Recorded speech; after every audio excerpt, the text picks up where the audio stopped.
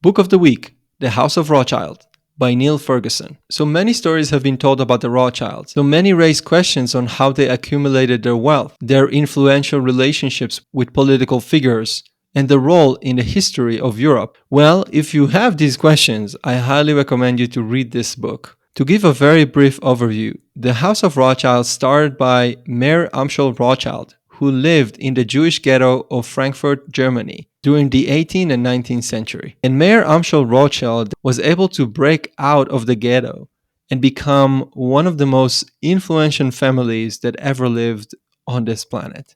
So Mayer Amschel Rothschild had 10 children, 5 of which were boys, who were the actual source of the family's success, focusing initially on trade of goods, but later on loans, bonds, and currency exchange. And if I can focus on 3 main advantages that the Rothschild had, I would say it's tradition, trust, and influence. Take it one by one. Tradition.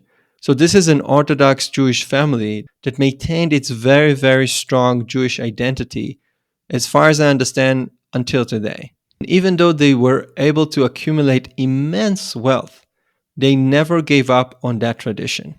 Point number 2, trust. One of the main advantages the Rothschild had was the fact that they put these siblings in different jurisdictions, in Italy, in London, in Paris, in Frankfurt, and other places. And that created a massive advantage because not only they were connected and knew exactly what was going on in their jurisdiction, but they also got reliable information from their siblings about what's going on in other jurisdictions. So that enabled them to make informed decisions based on political movements and turmoils that happen in different jurisdictions, which was a rare ability that their competitors did not possess. And the last point is influence. So the Rothschild did not just spend a lot of time and money in connecting with extremely important political figures, but they were also connecting with very famous cultural figures. They collected fine art. Their children learned piano from Chopin. They hosted amazing parties. So it wasn't just the political aspect.